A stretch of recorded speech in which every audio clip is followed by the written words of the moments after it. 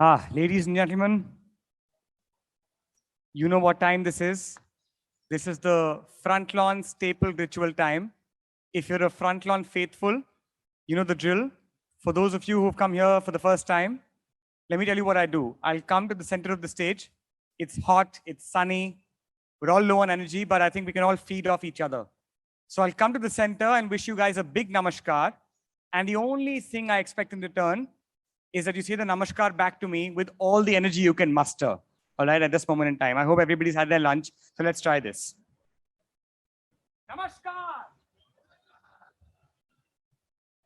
Namaskar. Perfect, thank you. Welcome to the 15th edition of the Jaipur Literature Festival, protected by Dettol, Banega Swasth India. We are at the front lawn, and we are delighted to introduce present tense, conflict and diplomacy. The roots of conflict between Russia and Ukraine lay deep in modern history and are reflected in the recent military attacks on the latter, a precarious state of diplomacy, and the suffering of millions in the throes of a global crisis. How does one speak of, around, or past conflict in this reality? A session on the changing dimensions of diplomacy, world powers, and an unprecedented but uncanny age of conflict. I will now invite the speakers one by one and cue them up on stage. His Excellency Alexander Ellis is the present British High Commissioner to India. Previously, he was Deputy National Security Advisor for the Integrated Review on Diplomacy, Development, and Defense. From 2017 to 2019, Ellis served as the Director General of the Department for Exiting Europe. He was British Ambassador to Portugal from 2007 to 2010 and Director of Strategy at the FCO from 2011 to 13, before being appointed Ambassador to Brazil. Ellis has worked on the government negotiation team on the Euro-EU budget framework, Treaty of the EU and EU enlargement, and has also worked on South Africa's transition to multi-party democracy. Ladies and gentlemen, His Excellency Alexander Ellis. We now invite on stage Mr. Bruno Massage, a senior fellow at the Hudson Institute and the Wilfred Martin Center for European Studies and a former politician in Portugal. He is the author of several books on international affairs, including The Dawn of Eurasia, On the Trail of the New World Order, Belt and Road, The Sinews of Chinese Power, and History Has Begun. Massage is a regular commentator on the international media and advises some of the world's leading companies on geopolitics and technology. Ladies and gentlemen, Mr. Bruno Macaes. His Excellency Ugo Ugo Astuto's career in the Italian Foreign Service spans experience in the embassies in Nairobi and London, in the permanent representation in Brussels, and in the embassy in Delhi, where he served as Deputy Head of Mission. From February 2013 until July 2016, he was seconded to the European External Action Service in Brussels, first as Director for South and Southeast Asia, and then as Deputy Managing Director and Director for Asia and the Pacific. From July 2016 to September 2019, he was the Principal Director for Asia and the Ministry of Foreign Affairs in Rome.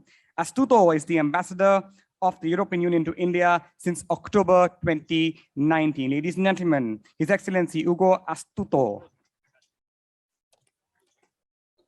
Ms. Huma Abedin has spent her entire career in public service and national politics, beginning as an intern in First Lady Hillary Clinton's office in 1996. After 4 years in the White House, she worked in the US Senate as senior advisor to Senator Clinton, as traveling chief of staff for Clinton's 2008 presidential campaign, and deputy chief of staff at the US Department of State in 2009. Huma served as vice chair of Hillary for America in 2016, resulting in the first woman elected nominee of a major political party. She currently serves as Hillary Clinton's chief of staff and is the New York Times bestselling author of Both and A Life in Many Worlds. Ladies and gentlemen, Ms. Huma Abedin. Ms. Riva Das joined the Indian Foreign Service in 1986. She has served as High Commissioner to Bangladesh and Ambassador to Romania, Albania, Moldova, and has served as Consul General in Shanghai and New York. Ganguly has also done postings in Spain and the Netherlands and has served in various capacities at headquarters dealing with Nepal, public diplomacy, passport and consular, and the UN. She was Director General of the ICCR, which is the Indian Council for Cultural Relations. And before her retirement, she was Secretary at the Ministry of External Affairs. Ladies and gentlemen, Ms. Riva Das. Indeed, a very decorated panel. I will leave you now to them. Thank you so much. Thank you. I don't know whether I should say a very warm welcome to all of you. And you're really brave, and thank you so much for coming for this session, which is very, very important, and on a subject which about which we have been reading. We are watching it on television unfold in front of our eyes. The subject is present tense conflict and diplomacy. The international crisis that has been grabbing headlines for some time now is the Ukraine-Russia conflict. It is perhaps the most dangerous East-West conflict since the Second World War, and also since the collapse of the Soviet Union, and one which has the potential of triggering a new Cold War. The roots of the conflict between Russia and Ukraine lie very deep in modern history, and perhaps also in the history of the post-Cold War global order which was established, and also the post-Soviet collapse global order that was established. There are the historical reasons lie there. And but for the recent one can perhaps say that the conflict was aggravated since the Maidan Square protest and the ouster of the then president in 2014. Subsequently, attempts have been made to broker peace through the Minsk Accord, and but however, since February 24th, when the special military operations were announced, and there has been, there have been deaths, civilian deaths, and according to UN estimates, about 2 million refugees have been, people have been rendered homeless. They found refuge in neighboring countries.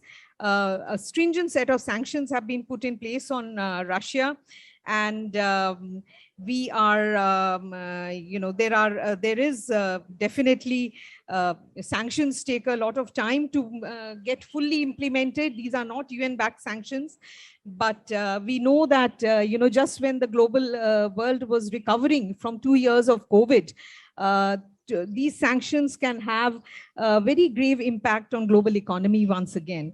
But sanctions again show, and the action which has been taken by Europe, its allies, and European Union show that they're ready to take the pain. And I think it is a very fast moving situation. I'm acutely aware of the fact that we are discussing a situation which is happening as we speak. So without any further comments on my part, I would like to open the floor for all my panelists to perhaps first say a few words, then we will have a little bit of discussion, and I would like to have some questions from the audience as well.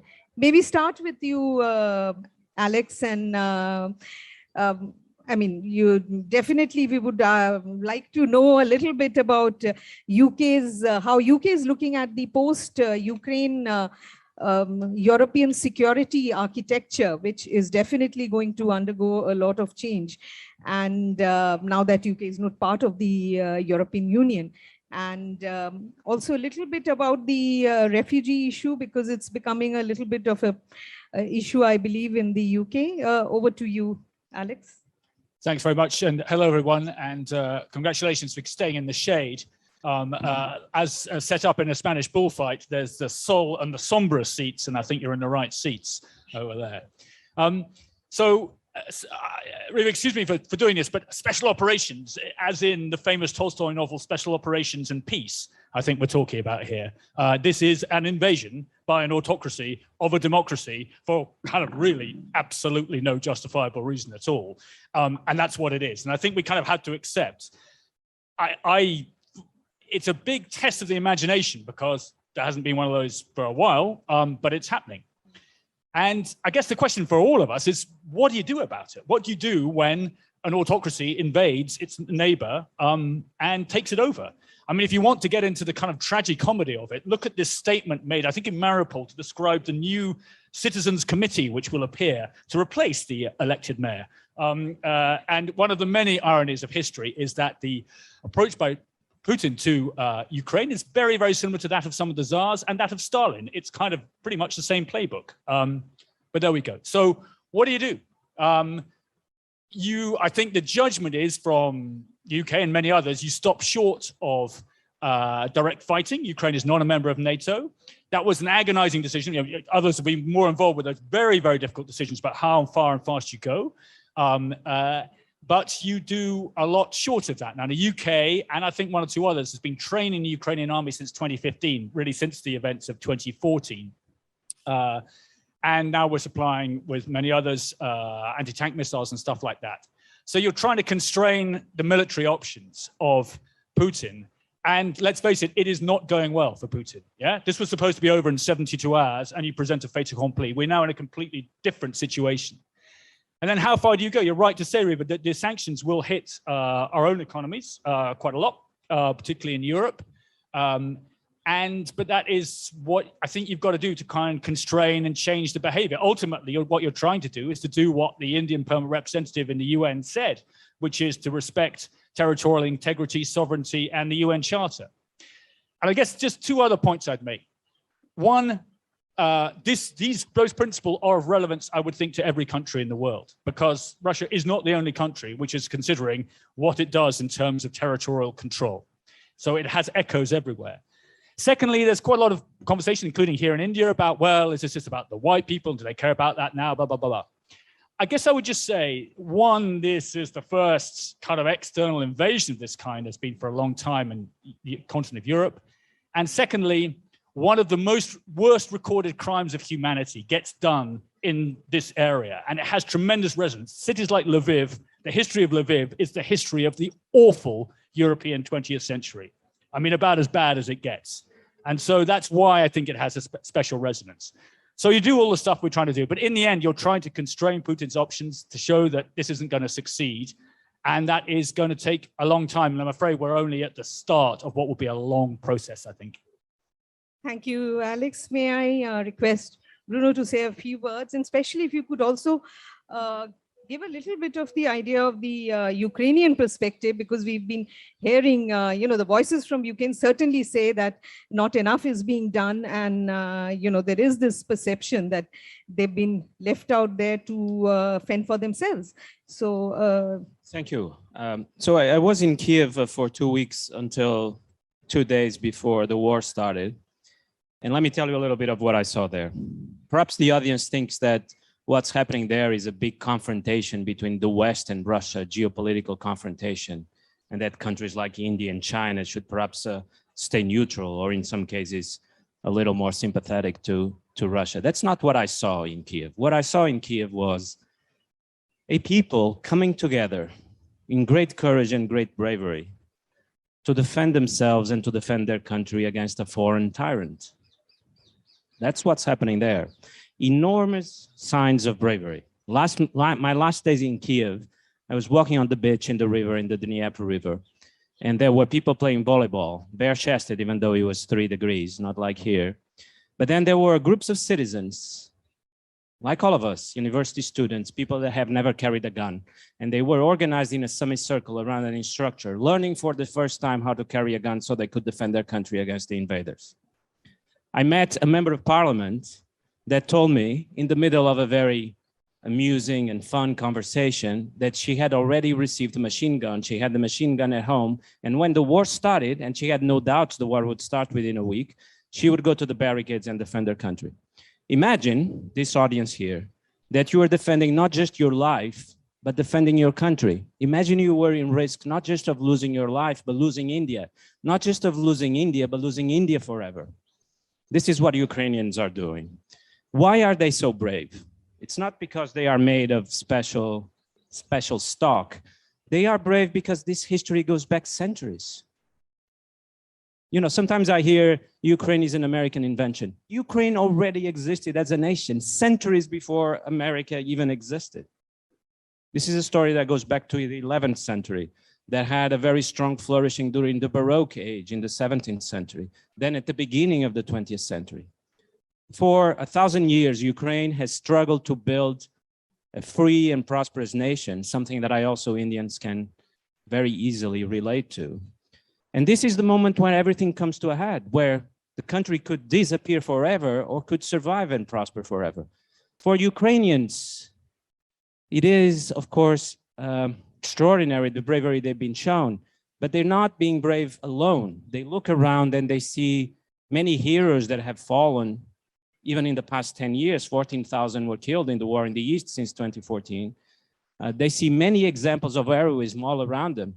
And of course, what their heart tells them is they have to live up to that example. They cannot be the exception in a country that has fought for centuries for freedom. They cannot be the only ones that fall behind. And this is, I think, what explains that everyone, from a student to a member of parliament to the president, is fighting so hard to save the country. There is a large community of Ukrainians in Portugal. Now, can you believe that 12,000 of them have traveled in the other direction to Ukraine to fight for Ukraine? They are safe in Portugal, beautiful weather, could go to the beach, but they've gone back to the country. So I think this is one of the great stories of my lifetime, one of the great stories of our time, to see so much bravery in defense of such a noble cause. May I request Ugo to, and especially to give us a little perspective about what European Union is doing and what are the challenges for European Union in the given circumstances. Thank you. Thank you very much. Thank you all for coming. But I would start by recalling that the European Union is a very epitome of multilateral diplomatic solution to conflicts. The EU construction is by definition inclusive and transparent, and it's based on the principle that all states, big and small, are equal before the law. This is true domestically for the European Union, and it's true for the EU projection international. And this is also what has made the EU such a success over the years. That's the reason for its enlargement, including its enlargement to the east. So no mysterious plot hatched somewhere beyond the Atlantic, but the natural aspiration of people who want to be free, who want to live in an open society, in an open democratic society. So this is also the approach we offered vis-a-vis Russia for decades. But Russia has decided to rip into shreds the very underpinnings of European security, the Helsinki Final Act, the Paris Charter, and the UN Charter. So that's why this is not a matter of the West against Russia, as my neighbor just said very eloquently. It's about President Putin's war, and it's President Putin's war against the rules-based international order, in clear violation of the UN Charter. What we see, no special operations, we see an invasion. We see an invasion of a peaceful country. Ukraine has never posed any threat to Russia, and neither has NATO. The narrative about NATO posing threats to Russia is a fake narrative. And if you want to make your own judgment on the situation, please look at the facts on the ground. Look at the tragic humanitarian situation which is unfolding. Look at the 2 million refugees looking for shelter into the neighboring EU countries. Don't look at the Russian propaganda and misinformation. It's a misinformation which is directed towards the rest of the world. So don't listen to me, but look at the facts on the ground and make your own judgment. And I think you will all come to the same conclusion, that there is an aggressor and there is a victim.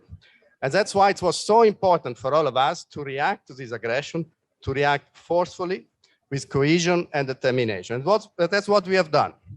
The European Union, together with its friends in the Allies, the UK, US, Canada, but also Australia, Japan, and I could list you others. We have set in motion a very important package of sanctions. We are now up to the 4th package of sanctions.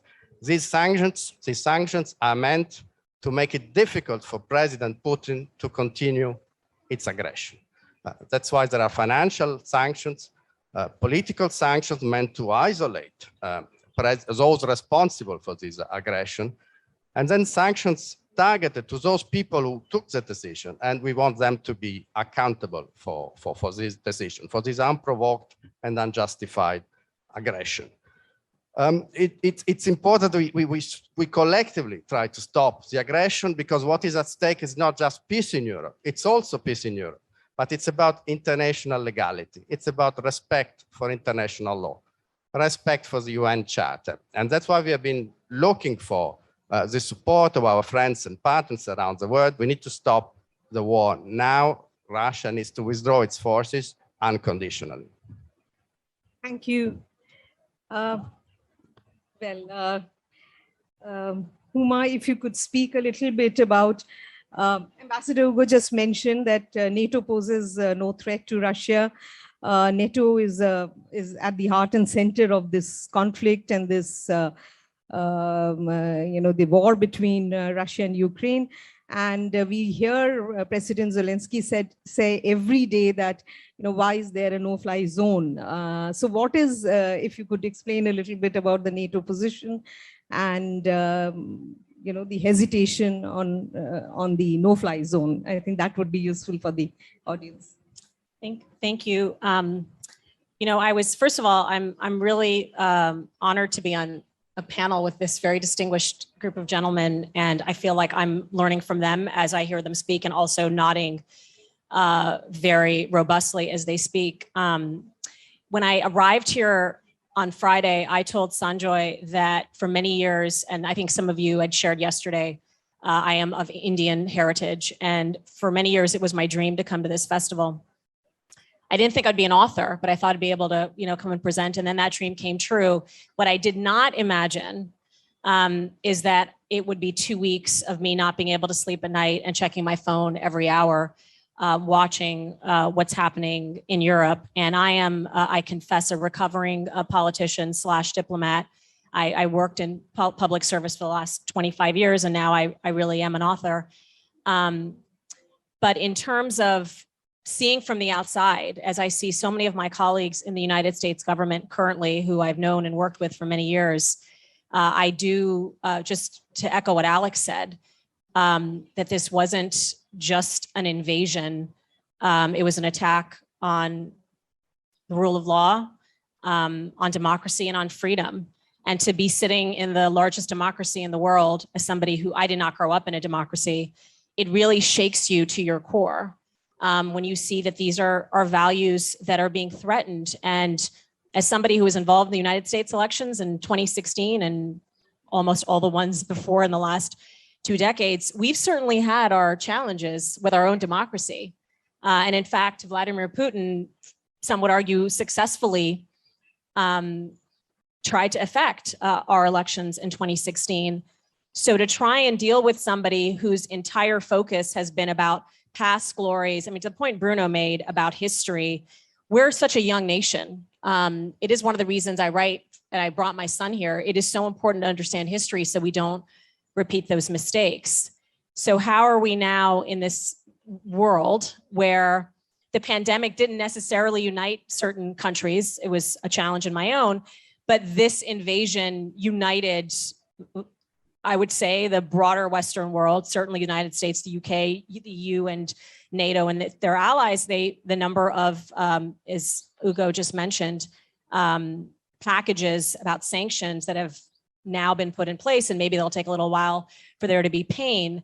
But our Vice President, Kamala Harris, was in Romania and Poland over the last few days to show that we stand with our partners and that we stand up for the freedom and democracy of Ukrainians. I think the thing that is most scary, the unknown for many of us, is that the last 2 weeks, what have we learned? We've learned that the plan that Putin had, that this intervention, this military intervention, maybe there should have been some focus groups in the United States, but when we have elections, we have focus groups. I think if he'd focus groups the people of Ukraine, he would have learned that no, they did not want to be part of Russia, that they believed in their own sovereign nation state. And maybe the next 2 weeks, we're gonna learn whether that state can survive and whether they can negotiate their way towards peace. I don't know. It seems like it's a very uncertain time. In terms of a no-fly zone, President Biden was very clear the other day when he was asked. he, at least on behalf of the United States, does not want to start World War III. And aside from the logistical challenges that a no-fly zone presents, the idea that this may escalate military action is not something at least our country is prepared to do. And I don't believe, and I say this, I don't believe NATO allies are prepared to do it either. That's not the United States speaking on its own. And in the meantime, we're watching these images. A friend of mine is a photographer for the New York Times, Lindsay Addario, the scenes that she is capturing and sending back. I think it's so important for us to continue to see what's happening in the world, because there are real, in that country rather, because there are real heroes and heroines, starting with Zelensky, in my opinion. And we need to continue to do everything we can to support them in a way that does not start World War III.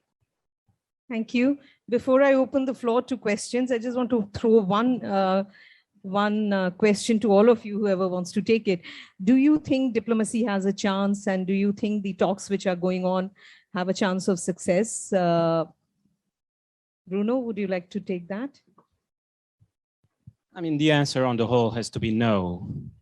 I think, shocking as it may sound to my fellow diplomats here on the right and the left, the important variable in Ukraine is, can the Ukrainians on the battlefield cause sufficient pain and sufficient casualties to the Russian invading army? And that's what's going to determine the logic. Putin wants to get to the negotiation table, but he wants to get to the negotiation table not to have a fair negotiation, but to impose the harshest possible terms on Ukraine. But we'll see, because the news are not that bad. We just saw yesterday, Russia is now, in fact, asking China for armament and asking China for weapons, because it's starting to have a little difficulty providing for its own armies in Ukraine.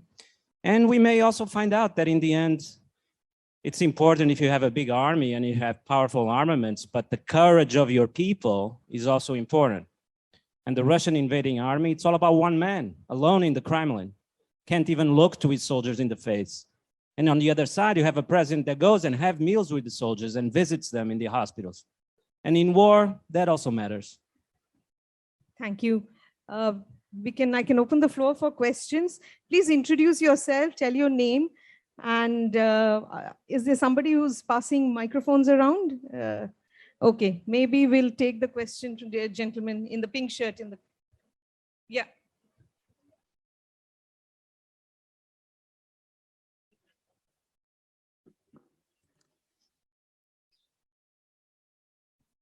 Hi, I'm Tushar, and I'm from a media organization called Connected to India.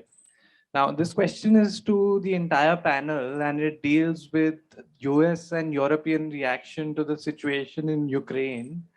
There seems to be a sort of, given that the 21st century hasn't been short of conflicts, in fact, Syria, Libya, Iraq, Afghanistan, the ISIS conflict, just a few names that come to mind. From us in India, it seems that for the Western world, there's a special sort of incredulity and disbelief at Putin's actions. So my question is, what scares Western diplomats, the US, Europe most? What potential situation that you can think of as is the worst case scenario? Is it an escalation by Putin, or is it that given the fact that he's just asked China for arms, China will join in with Russia? Or is it indifference from nations like India, which, we've seen both Ukraine and the Western world have been urging India to take a stand diplomatically? So which of these three situations is the worst case scenario for US and Europe? What we'll do is we'll take a couple of questions, and I'll request all of you to address the issues. The gentleman in the black shirt, black t-shirt. Hello. Yeah. Okay. What I see on the ground is that they're actually, the army is actually bombing the residential houses, or where the people are really, and I don't see any conflict between the armies. But what I see is that the Russia is just unilaterally striking all the residential houses and creating these refugees. So who are these refugees actually? Now there is a feeling that this is another way of making the Muslims away from there, because when Russia actually conquered or invaded Chechnya, the same thing happened. And then when they take the Crimea, there was no reactions at all in 2016. And now everybody knew that the Russia may be taking those places like Luhansk, where the TV I can see that in Arabic. So that is a Muslim dominated place or what? Now there is a news that, Muslims are only 0.9% or 0.09%, whatever. So it is not against the Muslims either. So I don't know, it is not very clear. Now the NATO stand also is just like that. No, so I just want to know what is the clear picture. Thank you. Maybe we'll take the lady first and then the gentleman in the front row.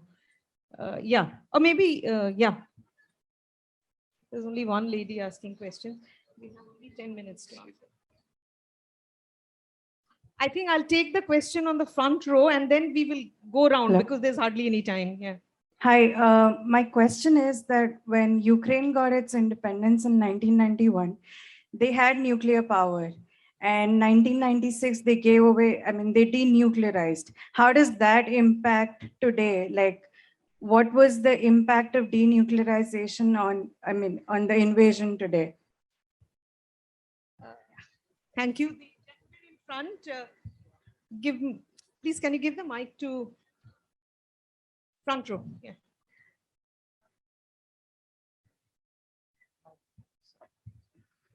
This is a question for Ambassador Ugo.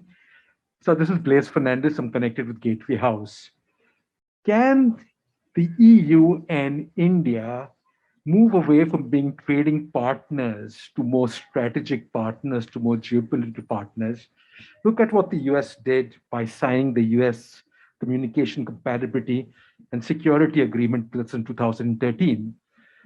Is this the time? Is this the time to fast track this? That's my question. Okay, thank you. I think we'll allow the panel to answer these because we're really running out of time now. Maybe Ugo, can we start with you? Well, yes. This aggression has brought a very fast and determined and cohesive response from the European Union. So we are treading new ground on a number of dimensions. We have accepted for the first time to supply weapons to a third country, to Ukraine, so that Ukraine can exert its right to defend itself from aggression.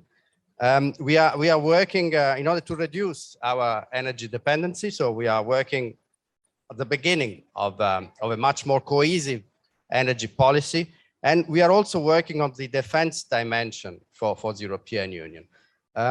Looking at the speed of the evolution of the EU position over the past few weeks, I suspect that also work on defense will progress very rapidly. And this will also allow us, obviously, in terms of our external projection with our partners like India, to be even more proactive when it comes to the security and defense cooperation. With your permission, I would also like to take the question on who are these refugees. Well, these are women and children and the elderly living in cities which have been relentlessly bombed by the Russian forces. What we see is an indiscriminate bombing of civilian areas. That's why the International Criminal Court has also been petitioned to look at possible war crimes. But what we see on the ground is a huge wave of refugees. We have now gone beyond the threshold of 2 million. And it's UN saying so, not me. And there is, as we speak, there is a major humanitarian operation ongoing in the neighboring countries and in the whole of the European Union to try to help and give shelter and support to these refugees. Again, mostly women and children, because men stay back to fight the invader. Would you like to say something? Yeah. Maybe I can ask the question about the Ukraine's denuclearization. There was a famous agreement, the Budapest Memorandum, signed by Russia, Ukraine, United Kingdom, and the United States, where all the signatories gave Ukraine assurances for their security in exchange of getting rid of nuclear weapons. There's a question whether the US and the UK have fully delivered on their commitments. Many people in Ukraine think they haven't, by the way, particularly the US. Because after all, we hear a lot from Washington that Washington doesn't have a defense agreement signed and defense guarantees signed with Ukraine. That's not entirely right, because there is the Budapest Memorandum. As for Russia, it's in complete violation of the Budapest Memorandum, and it's difficult to trust anything that Russia will sign in the future. Such is the level of violation here. Although, of course, you may have heard 2 or 3 days ago, the Russian foreign minister, Sergei Lavrov, said that Russia is not in Ukraine, that Russian troops are not in Ukraine. This is what we have to deal with. The Russian foreign minister saying in public that Russia is not in Ukraine, is not fighting in Ukraine. Thanks. I don't want to speculate too much about bad scenarios, but I'd say the kind of nightmare is here already, yeah? That you have the invasion and the displacement now of millions of people. You appear to have a change in tactics, which is beginning to look a bit more, as another questioner said, a bit like the first Chechen war, in which 120,000 people died. So it's looking pretty bad already. I think that this is a kind of global event. I mean, you can even see it's interesting. If you look at India's own globalization, the fact you have 20,000 roughly Indian students in Ukraine tells you something about India's reach out into the rest of the world. As to who the refugees are and the people who are fleeing, they're us. Yeah, it's us living in Ukraine.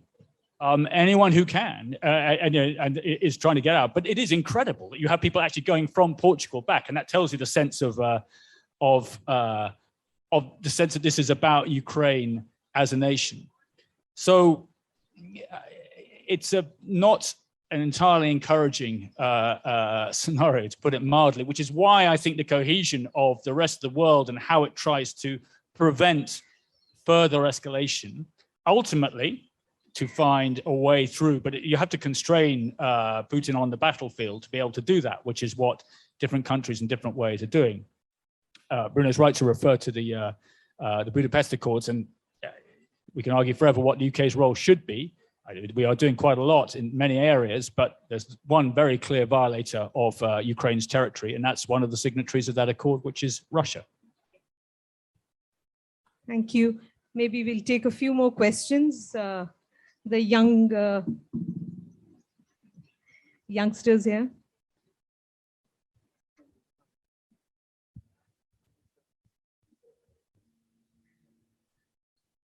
Hello.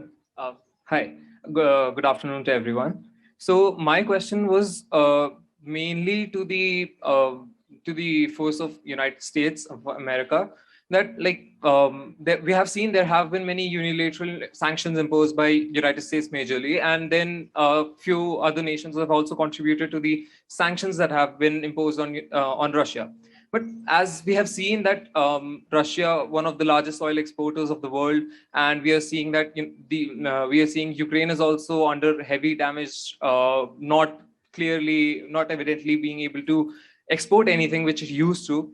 So by imposing sanctions, are we actually affecting the perpetrators behind this war? For example, as you've accused Vladimir Putin of being the autocratic leader, but even after imposing such sanctions, just the people of Russia are suffering more than the leadership, because just as the High Commissioner of UK mentioned, that the autocratic leader, so if in case he's an autocratic leader, it's highly unlikely of him being removed from his seat. So how does even sanctions put an end to this conflict?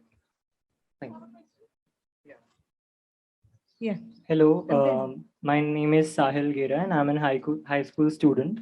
I wanted to ask that in the midst of these geopolitical tensions, how do you assess Turkey's use of Montreux Convention, first of all? And what will be the effect on Turkey's foreign policy regarding its relations with Russia on one hand, and its being the member of NATO on another, and further alongside the impact of Turkey's relationship with Syria, Saudi, and UAE? The lady and then the gentleman in front, and then we'll close the questions. The lady there. Second rank. Thank you very much for a very interesting presentation. My name is Anuradha Bhattacharjee. I studied the Polish refugees in India during the Second World War. My question is to Ambassador Bruce. Bruce, you just mentioned that the giving out of arms to the common people to defend Ukraine. Would you like to comment on what effect it is having, and not just in defending Ukraine, but also in holding up the ceasefires whenever they are declared? And here, the most glaring case in the point is the Sumy evacuation of Indian students, which had to be called off multiple times. I mean, in the news it says once, but we have the diplomat who would probably know better. So, and Ambassador Bhashwati Mukherjee is on record to say that it is creating chaos. And so, would you like to kindly comment on that? The last question. Hello, I have a very simple question. I have a very simple question. There's a country called China. It has invaded a country called Tibet. There's a fully functioning parliament in India. The president of the country is there. It's run massacre. There has been no mention of this invasion ever till now. But suddenly, this invasion is very important to the world. Why aren't economic sanctions being hit against China? Why aren't all the measures that are being posted against Russia should have first been put against a member of the United Nations permanent member of the United Security Council called China, who has invaded an independent country called Tibet? I think we have just about 4 minutes left, so maybe we can start with you, Huma. There was this question on the US. Well, the question as to sanctions, obviously, this is not the first time sanctions have been imposed on a country. Happened many times. We can go back and forth on the impact, what works, what doesn't work. I think we agree that it takes, in many cases, a little time for the sanctions to have impact. But a reminder that in 2011, Putin did have to deal with protests in Russia. They were quickly tamped down. At the time, my boss was Secretary of State and spoke out against it. And I think in part, the intention of the sanctions is for Russian people to speak up, to be in, only they can choose their leader. And there's only so much that we can do from the outside. I don't know that the solution is to go in and invade another country. We're seeing what's happening in Ukraine right now. I mean, I come back to how do we go forward? And it is one of the reasons why these conversations happening, these back channel conversations that France and Israel, amongst others, are having. Is there something coming out of that? What is the end game for Putin in the end?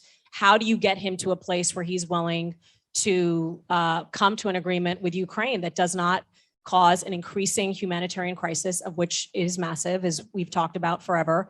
I mean, 2 weeks feels like forever now.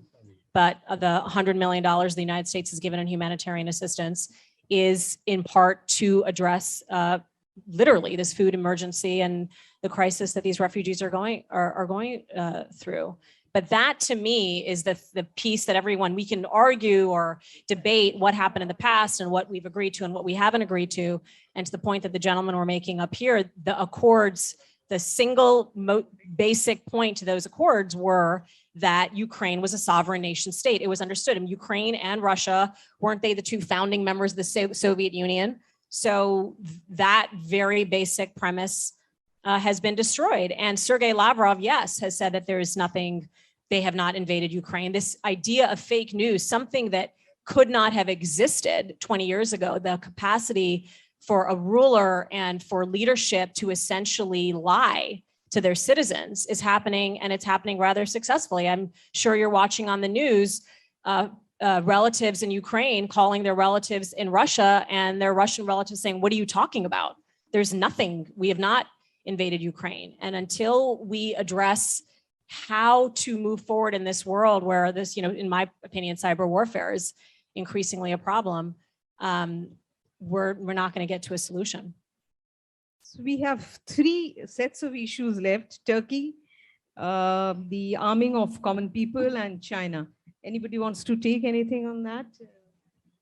Well, I'll simply say a few words on sanction again. Yes, we try to target sanctions. We try to target sanctions to the political and military leadership who took the decision to aggress a peaceful neighbor. We also try to target the resources that Russia is using to finance this war. The Russian people, unfortunately, will also suffer. That's part of the tragedy. The Russian people is as much a victim as Ukrainian people. But unfortunately, that's the outcome of the decision taken by President Putin. On the evacuation, you will have heard from President Putin the indication that the Indian students were being held hostage by Ukrainians. I'm sure you've also read what the MEA has issued, a statement clearly saying that it was not so. So look at the sources, ask the Indian students who were there, ask who helped and who didn't. They found shelter in EU countries. They were supported by EU countries and by Ukraine, while the Russian forces were shelling urban centers. Thank you. Turkey? I write quite a bit on Turkish foreign policy, and my wife is Turkish. That's the only qualification I have to answer this question. Turkey is very interesting, though, because it has reached a certain way of dealing with Russia that is different from the European Union or the United States. Turkey moves into the same areas where Russia is operating, doesn't seek a direct clash, but tries to reduce Russia's freedom of operation. That's happened in Syria. And in fact, the city of Idlib is on the verge of destruction, but so far the Russians have kept out because Turkey has moved a number of military outposts all around Idlib. That's something I think the US and UK could have thought about it, and the EU, that we need new solutions to deal with this kind of Russian aggression that we're seeing. Quickly on sanctions, many theories about what sanctions are for. For me, they have a very clear purpose: to weaken Russia over the medium term. We don't want Russia invading Poland or the Baltic states 5 years from now. And if the sanctions prevent them from having access to sophisticated semiconductors with which they build their airplanes and their missiles, that is great news, isn't it? Of course, India has to think about whether it can rely on Russia to provide sophisticated armament now that Russia has no access to semiconductors and other critical components. This is a global crisis and not just a crisis in a corner of Europe. So that was a very interesting session that we had. And I would like to thank the audience actually for braving the heat and sitting through this session and asking some very interesting questions, which have led to a good discussion. And thank you all for coming, and thank you, the panelists, for a wonderful discussion. A very, very distinguished panel. We couldn't have it better. Thank you. Ladies and gentlemen, present tense, conflict and diplomacy. And what you just saw is probably a prime example of how conflicts can be resolved through dialogue, conversation, and diplomacy. What it requires is time, something we don't have right now. Therefore, to end the engaging session, we thank His Excellency Alexander Ellis, Bruno Massage, His Excellency Ugo Astuto, and Huma Abedin in conversation with Riva Das Ganguly. May we please request them to accept a small token of our love and appreciation. Thank you so much, ladies and gentlemen. We'll be back with our next session, Stellar Days and Starry Nights, shortly. Thank you.